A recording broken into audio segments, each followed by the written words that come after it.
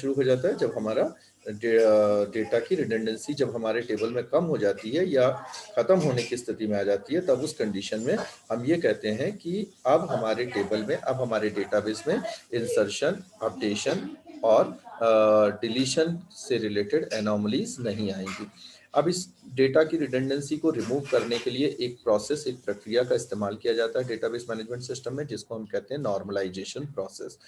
आपका जो सिलेबस है, उस सिलेबस के अकॉर्डिंग जो आपको फर्स्ट प्रैक्टिकल परफॉर्म करना है, जो फर्स्ट प्रैक्टिकल है that is the study of normalization process. आपको स्टडी करनी है नॉर्मलाइजेशन प्रोसेस की। अब ये नॉर्मलाइजेशन प्रोसेस किस तरीके से कंडक्ट करी जाती है किसी डेटाबेस के ऊपर, वो हम लोग आज के लेक्चर में देखेंगे।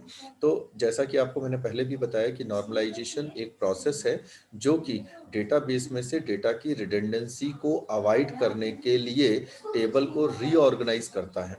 अब ये नॉर्मलाइजेशन प्रोसेस जो है वो इस काम को करेगा कैसे? तो इस काम को करने के लिए नॉर्मलाइजेशन प्रोसेस ने कुछ कंडीशंस बनाई हैं और हर एक कंडीशन को यहाँ पर हम एक नॉर्मल फॉर्म के नाम से जानते हैं। तो यहाँ पर आप देख रहे हैं कि कई नॉर्मल फॉर्म्स के नाम मैंने लिखे हैं। इनके नाम है first normal form, second normal form, third normal form और उसके बाद में बायस कॉर्ड नॉर्मल फॉर्म BCNF, जिसको कभी कभी हम लोग 3.5 नॉर्मल फॉर्म भी कहते हैं। इसके अलावा फोर्थ नॉर्मल फॉर्म और फिफ्थ नॉर्मल फॉर्म भी होते हैं, लेकिन हमारे दुनिया के मैक्सिमम डेटाबेस फर्स्ट, सेकंड और थर्ड नॉर्मल फॉर्म तक जाते जाते पूरी तरीके से रिडंडेंसी को रिमूव कर चुके होते हैं, यानी नॉर्मलाइज्ड टेबल में कन्वर्ट हो चुके रहते हैं। जो थोड़े से डेटाबेस नहीं कन्वर्ट होते हैं, थोड़े कॉम्प्लिकेटेड होते हैं, जब हम उनके ऊपर BCNF की कंडीशंस अप्लाई करते हैं तो ऐसे टेबल्स भी, ऐसे रिलेशंस भी, ऐसे डेटाबेसेस भी नॉर्मलाइज्ड हो जाते हैं। सिर्फ 2 to 3% टेबल्स ऐसे होते हैं जिसमें इन सारी कंडीशंस को अप्लाई करने के बाद भी वो नॉर्मलाइज नहीं होते, यानी उनकी रिडंडेंसी को पूरी तरीके से रिमूव नहीं किया जा पाता। तब उनके लिए हम लोग फोर्थ नॉर्मल फॉर्म और फिफ्थ नॉर्मल फॉर्म को इम्प्लीमेंट करते हैं। अब हम यहाँ पर ये देखेंगे कि ये नॉर्मल फॉर्म्स को हम किस तरीके से अप्लाई करते हैं। सबसे पहले हमारे पास एक अननॉर्मलाइज्ड रिलेशन, यानी एक ऐसा टेबल रहता है जो कि पूरी तरीके से अननॉर्मलाइज्ड होता है। उसके ऊपर हम सबसे पहले इंप्लीमेंट करते हैं फर्स्ट नॉर्मल फॉर्म की कंडीशन, और हमारा ये अननॉर्मलाइज्ड टेबल डेटा की रिडंडेंसी को हटा देता है, एनॉमलीज को खत्म कर देता है और फर्स्ट नॉर्मल फॉर्म में आ जाता है, और हम कहते हैं कि हमारा टेबल नॉर्मलाइज्ड हो गया है। लेकिन कभी कभी ऐसा होता है कि अननॉर्मलाइज्ड से भी हम नॉर्मलाइज्ड फर्स्ट नॉर्मल फॉर्म में कन्वर्ट करने के बाद भी हमारा जो टेबल है वो आपका कन्वर्ट फर्स्ट नॉर्मल फॉर्म में कन्वर्ट होने के बाद भी पूरी तरीके से नॉर्मलाइज्ड नहीं होता। तब उस कंडीशन में हम उसको क्या करते हैं, फिर सेकंड नॉर्मल फॉर्म की कंडीशन उसके ऊपर इंप्लीमेंट की जाती है और वो टेबल नॉर्मलाइज्ड हो जाता है। इन केस यदि वो यहाँ भी नॉर्मलाइज्ड नहीं हुआ तो फिर हम उसके ऊपर थर्ड नॉर्मल फॉर्म की कंडीशन अप्लाई करते हैं। अगर यहाँ पे नॉर्मलाइज्ड हो गया, वेल एंड गुड, और नहीं हुआ तो फिर हम BCNF and then fourth normal form and fifth normal form के ऊपर जाते हैं। तो इस तरीके से हम एक एक नॉर्मल फॉर्म्स के ऊपर चलते हैं। अब यहाँ पर हम सबसे पहले देखेंगे कि किस तरीके से फर्स्ट नॉर्मल फॉर्म का कंडीशन क्या कहती है और फर्स्ट नॉर्मल फॉर्म को हम किस तरीके से इंप्लीमेंट कर सकते हैं। तो फर्स्ट नॉर्मल फॉर्म की कंडीशन जो है वो ये है कि this table is not in first normal form, या हम ये कहें कि a table is said to be in a first normal form.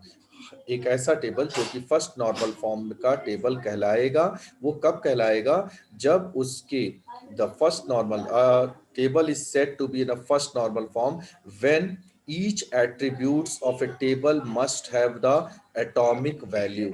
जब उसके हर एक एट्रीब्यूट्स के अंदर जितने भी सेल्स होंगे उन सेल्स में जब एटॉमिक वैल्यूज रखी जाएगी तब हम ये कहेंगे कि ये एट्रीब्यूट जो है ये क्या हो चुका है, ये सिंगल वैल्यूज आ चुकी हैं, हर सेल में एक सिंगल सिंगल वैल्यूज आ गई हैं। तो इट मींस ये टेबल जो है अब पूरी तरीके से नॉर्मलाइज्ड हो चुका है। अब इस चीज को समझने के लिए हम एक एग्जांपल से समझते हैं। हमने यहाँ पर क्या किया, एक कंपनी है, उस कंपनी ने एक डेटाबेस बनाया जिसमें उसने एम्प्लॉय का आईडी रखा, एम्प्लॉय का नाम रखा, एम्प्लॉय का एड्रेस रखा और एम्प्लॉय का मोबाइल नंबर रखा।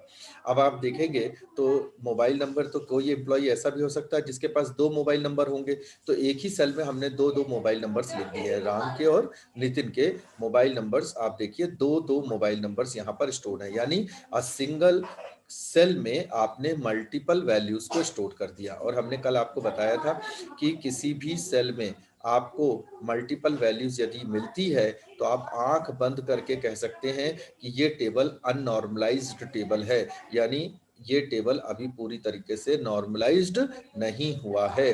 तो अब ऐसा टेबल हमें मिला जो एक अननॉर्मलाइज्ड टेबल था। हमें कैसे मालूम कि अननॉर्मलाइज्ड था? क्योंकि इसके एक सेल, एक ऐसा एट्रीब्यूट है इस टेबल में जिसके एक सेल में या एक से अधिक सेल में सिंगल वैल्यूज नहीं बल्कि मल्टीपल वैल्यूज आ रही हैं, तो इस टेबल को मैं अननॉर्मलाइज्ड टेबल कहूंगा। Any questions? Any questions? Okay, तो अब हम इस टेबल के ऊपर फर्स्ट नॉर्मल फॉर्म की कंडीशन को अप्लाई करने जा रहे हैं। फर्स्ट नॉर्मल फॉर्म की कंडीशन क्या कहती है? फर्स्ट नॉर्मल फॉर्म की कंडीशन कहती है कि आपके टेबल में a table is said to be in first normal form when each and every attribute have must have the atomic values. Her attribute में एक एटॉमिक वैल्यूज होनी चाहिए, यानी हर सेल में एक सिंगल वैल्यूज होनी चाहिए। अब उस कंडीशन के अकॉर्डिंग ये अननॉर्मलाइज्ड था क्योंकि एम्प्लॉय मोबाइल में ये नितिन और राम के दो ऐसे रिकॉर्ड्स हमें मिले जिनके एक सिंगल सेल में दो डेटा हमारे पास मौजूद है। तो हम क्या करेंगे, सबसे पहले इनको अलग अलग करेंगे और हमें ये पता चलेगा कि हमारा टेबल फर्स्ट नॉर्मल फॉर्म में कन्वर्ट हुआ या नहीं। अब देखिए, ये आपका, मैंने ये सेम रिकॉर्ड जो था हमने फर्स्ट नॉर्मल फॉर्म के टेबल को कन्वर्ट कर दिया। अब वहां पर आपने देखा था कि नितिन यहाँ पर और लेस्टर, यहाँ पे मैंने नाम चेंज कर दिया है। अब ये एक कंपनी है, इस कंपनी के अंदर हर एक एम्प्लॉय का रिकॉर्ड जो है आप देखिए उसको एक अलग रिकॉर्ड से मेंशन किया गया है। जॉन के पास 2 मोबाइल नंबर हैं, लेकिन उसका रिकॉर्ड एक सेल में ना आकर के बल्कि 2 रिकॉर्ड्स, 2 रोज को इंसर्ट किया गया। लेस्टर के पास में 2 मोबाइल नंबर थे, तो यहाँ पर 2 डिफरेंट रिकॉर्ड्स, 104 के 2 डिफरेंट रिकॉर्ड्स को एंटर किया गया। अब ये टेबल फर्स्ट नॉर्मल फॉर्म में आ चुका है। क्यों? क्योंकि फर्स्ट नॉर्मल फॉर्म की कंडीशन आपको हमने क्या बताई है? A table is said to be a first normal form when each and every attributes of that table must have the single values। आपकी एटॉमिक वैल्यूज, सिंगल वैल्यूज, देखिए हर एक cell में किसी भी कॉलम को आप देख लें तो उसके हर एक सेल में एक सिंगल वैल्यूज मिलेगी, आपको किसी में भी दो वैल्यूज नहीं मिलेगी। तो यहाँ पर अगर आप देखेंगे तो ये आपका टेबल जो है ये अननॉर्मलाइज्ड से फर्स्ट नॉर्मल फॉर्म में कन्वर्ट हो चुका है।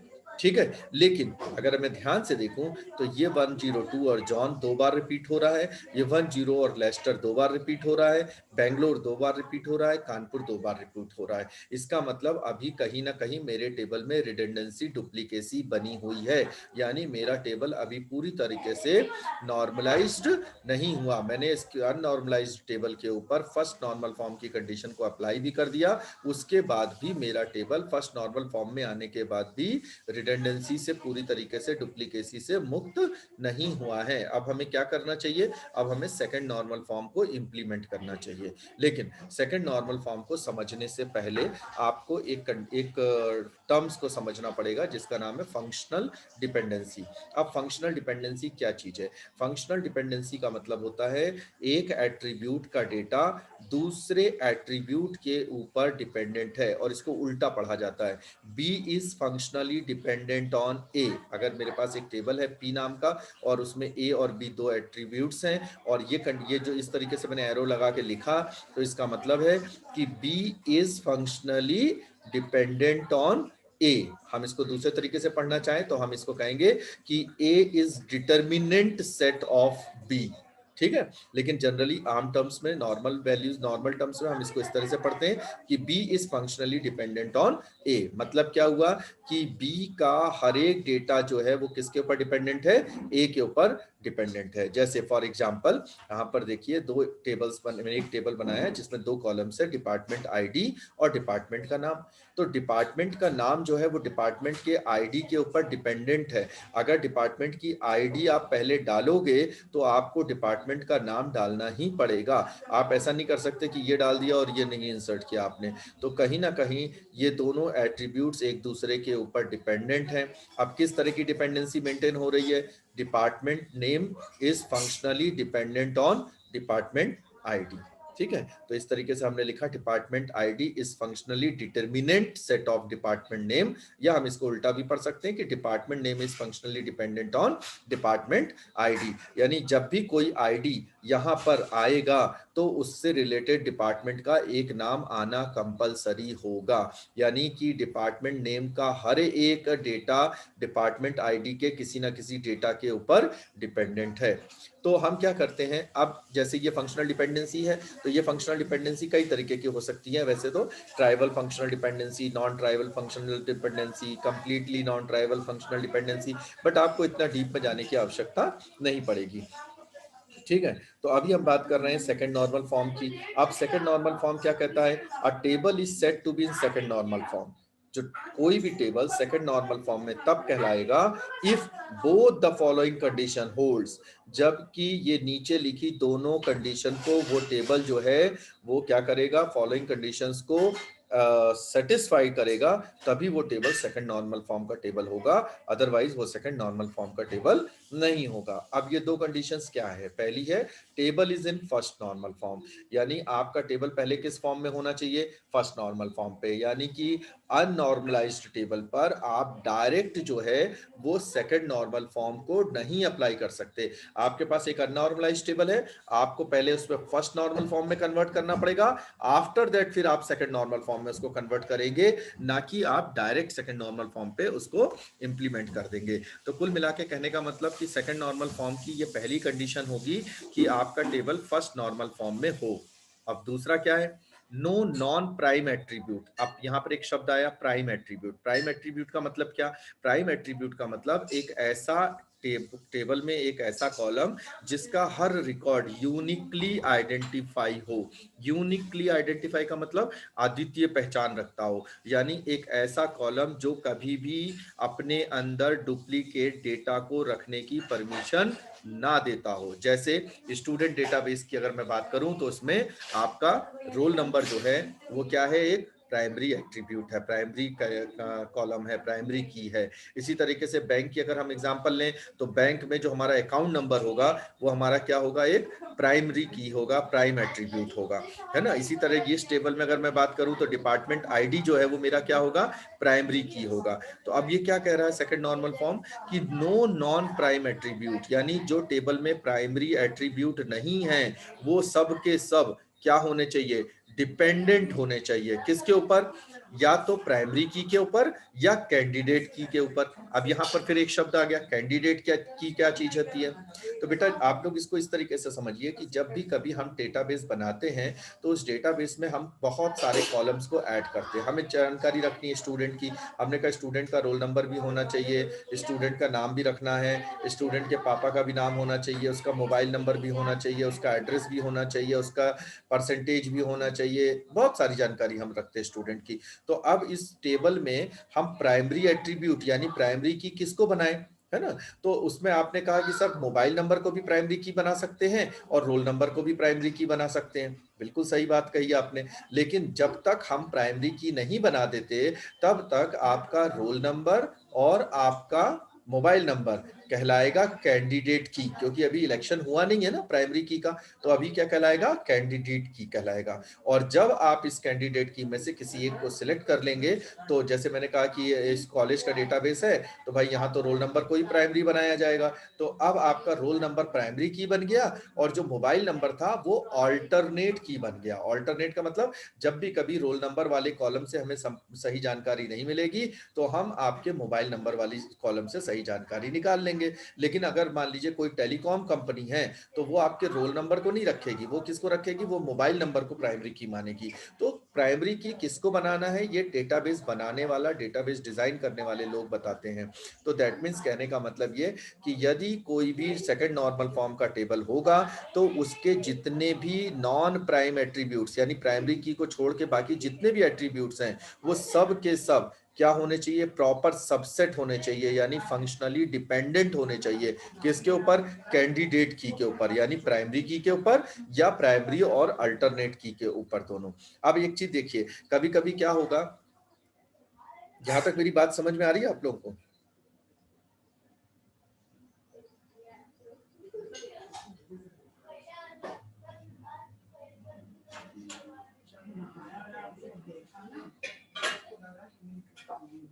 चलिए, कोई बात नहीं, आप लोगों का माइक शायद म्यूट है। Okay, no issue. तो अब मान लीजिए ये मेरे पास एक टेबल है। अब इस टेबल में आप देखेंगे तो यहाँ पे एम्प्लॉय आईडी जो है और एम्प्लॉय मोबाइल नंबर, ये दोनों ही प्राइमरी की तरह काम कर सकते हैं। लेकिन अगर मैं इन दोनों को हटा दूं थोड़ी देर के लिए, एम्प्लॉय आईडी को भी हटा दूं और एम्प्लॉय मोबाइल को भी हटा दूं, एम्प्लॉय मोबाइल की जगह एम्प्लॉय की सिटी लिख दिया जाए और एम्प्लॉय आईडी की जगह उसका डिपार्टमेंट लिख दिया जाए, तो हर्षल जो है ये मैकेनिकल डिपार्टमेंट में काम करता है और ये कहाँ पे रहता है, ये एमपी में रहता है। स्टेट अगर मैं बात करूं, यहाँ एमपी हो गया, या सॉरी ये न्यू दिल्ली हो गया। जॉन जो है ये 102 की जगह ये मैकेनिकल डिपार्टमेंट में है और ये कहाँ पे, यूपी में रहता है। रॉन जो है ये कहाँ पे, इसका डिपार्टमेंट सीएस हो गया, ये चेन्नई हो गया। तो इस तरीके से हम अगर इसमें ये एम्प्लॉय आईडी और एम्प्लॉय मोबाइल नंबर को मैं हटा देता हूं थोड़ी देर के लिए, तो अब आपके पास जो कॉलम्स बचे उसमें एक भी कॉलम ऐसा नहीं होगा जो प्राइमरी की कंडीशन को फुलफिल करेगा। क्यों? क्योंकि अब उसमें कोई भी दो या दो से अधिक रिकॉर्ड आपस में कॉमन नहीं है ना, या कॉमन रिकॉर्ड्स उसमें स्टोर्ड हो रहे हैं, यानी कि कहीं ना कहीं डुप्लीकेसी हो रही है। तो यूनिक आइडेंटिफिकेशन नहीं होने की वजह से हम ऐसे एट्रीब्यूट्स को प्राइमरी की नहीं बना पाते, तो हम उसमें प्राइमरी की नहीं बनाएंगे। तब क्या करेंगे, फिर हम दो एट्रीब्यूट्स को मिला करके प्राइमरी बनाएंगे, यानी एम्प्लॉय का नाम और एम्प्लॉय का आईडी। हो सकता है जॉन नाम का एम्प्लॉय कानपुर में रहने वाला एक अलग है और जॉन नाम का एम्प्लॉय राजस्थान में रहने वाला अलग है। तो इन दोनों को मर्ज करके जब हम प्राइमरी बनाते हैं तो हम उसको कहते हैं कंपोजिट प्राइमरी की। तब हम उसको क्या कहते हैं, कंपोजिट प्राइमरी की। और यहाँ पर जो सेकंड नॉर्मल फॉर्म की बात हो रही है उसमें यही कहा गया है कि जो नॉन प्राइम एट्रीब्यूट्स होंगे वो सब के सब या तो प्राइमरी की के ऊपर डिपेंडेंट होंगे या फिर वो किसके ऊपर डिपेंडेंट होंगे, आपके non sorry composite primary attributes के ऊपर डिपेंड करेंगे। अब यहाँ पे एक एग्जांपल देखिए, टीचर आईडी, सब्जेक्ट और टीचर का हमने एज लिखी है ना। ये टीचर आईडी है, ये सब्जेक्ट्स है और ये टीचर की एज है। अगर मैं यहाँ पे बात करूं तो टीचर आईडी और सब्जेक्ट, क्योंकि कोई भी कॉलम ऐसा नहीं है जो प्राइमरी की कंडीशन को फुलफिल कर रहा है, यानी कोई भी कॉलम ऐसा नहीं है जो डुप्लीकेसी आदित्य रिकॉर्ड रख रहा हो, यूनिक रिकॉर्ड रख रहा हो, ऐसा कोई भी कॉलम नहीं है, सब के सब डुप्लीकेट है। ये देखिए यहाँ डुप्लीकेट है, यहाँ पर ये फिजिक्स डुप्लीकेट आ रहा है, यहाँ 38 डुप्लीकेट आ रहा है। तब मुझे क्या करना पड़ेगा, दो कॉलम को मिला करके प्राइमरी बनाना पड़ेगा। तो मैंने टीचर आईडी और सब्जेक्ट को मिला के प्राइमरी बनाया। तो देखो टीचर आईडी 111 मैथ्स पढ़ाने वाला है और 111 फिजिक्स भी पढ़ाता है ना। तो ये दोनों मिलेंगे जब, तो ये कहा जाएगा ये दो डिफरेंट रिकॉर्ड्स हैं। तो ये दोनों कैंडिडेट की बन गए मेरे। और फिर मैंने कहा नॉन प्राइम एट्रीब्यूट्स कौन है, टीचर की एज जो है उसको मैंने प्राइमरी नहीं बनाया। तो टीचर की age is functionally dependent on this two attributes. ये टीचर की एज वाला जो कॉलम है ये इन दोनों एट्रीब्यूट्स के ऊपर डिपेंड करेगा। तो this is the conditions of second normal form. अब जैसे ये दोनों हमने आइडेंटिफाई कर लिया, अब हम इसको तोड़ के दो टेबल बना देंगे। एक में हम टीचर आईडी और टीचर की एज रख लेंगे और दूसरे में हम टीचर की आईडी और सब्जेक्ट रख लेंगे। तो यहां से डुप्लीकेसी जो है वो क्या हो जाएगी, हमारी डुप्लीकेसी हट जाएगी। यहाँ पर टीचर आईडी देखिए 111, ये सब रिपीट नहीं हो रहा। यहाँ पे टीचर आईडी प्राइमरी की है और ये यहाँ पे नॉन प्राइमरी की है, तो ये एक अलग बन गया। और यहाँ पर इन दोनों को मिला के प्राइमरी की का काम कर रहा है। तो ये आपका टेबल जो है वो सेकंड नॉर्मल फॉर्म में आकर के पूरी तरीके से नॉर्मलाइज्ड हो गया। ठीक है, इसी तरह एक एग्जांपल और भी था, एम्प्लॉय कोड, डिपार्टमेंट, प्रोजेक्ट और आवर्स, है ना, प्रोजेक्ट कोड। अब 101 नाम का एम्प्लॉय जो सिस्टम डिपार्टमेंट का एम्प्लॉय है वो P27 पे 90 घंटे काम कर रहा है, प्रोजेक्ट 51 पे 101 घंटे काम कर रहा है। और सेम एम्प्लॉय P20 यानी प्रोजेक्ट 20 पे 60 आवर्स काम कर रहा है। तो यहाँ पर डुप्लीकेसी बार बार हो रही। तो मैंने सबसे पहले क्या किया, सबसे पहले मैंने इसमें अपना ढूंढा कि भाई प्राइमरी की कौन बन सकता है। तो एम्प्लॉय कोड भी नहीं बन सकता, डिपार्टमेंट भी नहीं बन सकता, कोई नहीं बन सकता।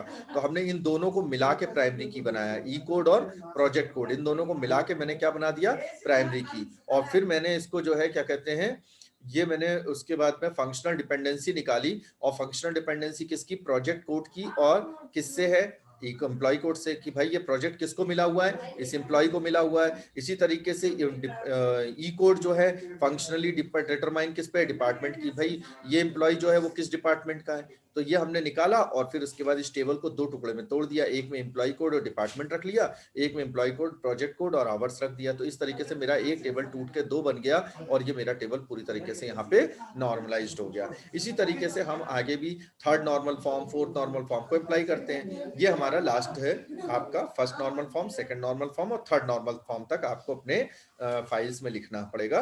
तो ये हमारा लास्ट है। अब थर्ड नॉर्मल फॉर्म को समझने के लिए आपको ट्रांजिस्टिव डिपेंडेंसी आनी चाहिए। जैसे आपने सेकंड नॉर्मल फॉर्म में फंक्शनल डिपेंडेंसीज पढ़ी, इसी तरह थर्ड नॉर्मल फॉर्म में ट्रांजिस्टिव डिपेंडेंसी है। ट्रांजिस्टिव डिपेंडेंसी क्या बोलती है? ट्रांजिस्टिव डिपेंडेंसी बोलती है कि आपके पास में 3 कॉलम है, ए, बी और सी। अब ये तीनों एट्रीब्यूट्स में बी जो है वो ए के ऊपर डिपेंडेंट है और सी जो है वो बी के ऊपर डिपेंडेंट है। तो अगर आप ध्यान से देखें तो इनडायरेक्टली सी जो है वो ए के ऊपर इनडायरेक्टली डिपेंडेंट हो गया वाया बी के थ्रू। तो इसलिए हम कहेंगे c is the transitive dependency on a. तो जब भी कभी हमें किसी टेबल में ट्रांजिस्टिव डिपेंडेंसी दिखाई देगी तो हम उसमें थर्ड नॉर्मल फॉर्म अप्लाई करेंगे और उसके बाद में हमारा टेबल जो है वो आपका थर्ड नॉर्मल फॉर्म में कन्वर्ट हो जाएगा। और थर्ड नॉर्मल फॉर्म की डेफिनेशन क्या कहती है? A table is said to be in third normal form when it is in second normal form and every non key attribute is functionally dependent on just the primary key. यानी third normal form में वही table आ सकता है जो second normal form में पहले होगा और फिर उसके बाद में उसके सभी non key attribute functionally dependent हो जाएंगे किसके ऊपर? प्राइमरी की के ऊपर। जैसे यहां पर अगर आप देखें तो यहां पर ई कोड, डिपार्टमेंट और डिपार्टमेंट के हेड, 3 कॉलम्स हैं। तो एम्प्लॉय कोड, डिपार्टमेंट, डिपार्टमेंट के हेड। डिपार्टमेंट किसके ऊपर डिपेंडेंट हो गया? एम्प्लॉय कोड के ऊपर होगा क्या? डिपार्टमेंट का हेड किसके ऊपर डिपेंडेंट होगा?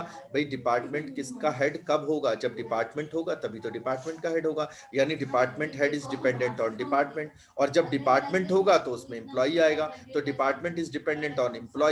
तो इसका मतलब कहीं ना कहीं डिपार्टमेंट हेड भी जो है वो एम्प्लॉय कोड के ऊपर डिपेंडेंट है। तो b is dependent on a, c is dependent on b, therefore c is transitive dependent on a वाली कंडीशन अप्लाई हो रही है। और हमने यहाँ पर वो कंडीशन अप्लाई करी, एम्प्लॉय कोड और डिपार्टमेंट अलग कर दिया, डिपार्टमेंट और हेड को अलग कर दिया, तो एक टेबल टूट के 2 टेबल बन गए, है ना। और ये हमारा थर्ड नॉर्मल फॉर्म में आ गया। बहुत ही इंपॉर्टेंट याद रखने वाली बात यह है कि जब भी हम टेबल को डिकम्पोज करेंगे, तोड़ेंगे, एक बड़े टेबल के छोटे छोटे टुकड़े करेंगे, जब हम उसको डिकम्पोज करेंगे तो वो लॉसलेस डिकम्पोजिशन होना चाहिए। यानी कि टेबल का कोई भी डेटा आगे चल करके खराब नहीं होना चाहिए। जब मैं इन दोनों टेबल को वापस से मर्ज करने की कोशिश करूं, ज्वाइन करने की कोशिश करूं, तो मुझे ये टेबल वापस से पूरा एज इट इज मिलना चाहिए। इसको हम कहते हैं लॉसलेस ज्वाइनिंग, है ना, या लॉसलेस डिकम्पोजिशन। जब आप तोड़ते हैं तो उसको कहते हैं डिकम्पोजिशन और जब जोड़ते हैं तो ज्वाइनिंग।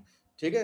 तो थर्ड नॉर्मल फॉर्म में ट्रांजिस्टिव डिपेंडेंसी को देखा जाता है, सेकंड नॉर्मल फॉर्म में फंक्शनल डिपेंडेंसी को देखा जाता है, फर्स्ट नॉर्मल फॉर्म में मल्टीपल वैल्यूज को देखा जाता है। और इस तरीके से आप अपने टेबल में first, second, third normal form की कंडीशंस को अप्लाई करके अपने टेबल को नॉर्मलाइज्ड कर सकते हैं। ठीक है, यहां तक क्लियर है आप लोगों को बात? अमन, रितेश, क्लियर है बेटा? आपकी क्लास में बाकी लोग क्लास नहीं अटेंड करते हैं, सिर्फ इतने ही लोग रहते हैं क्या?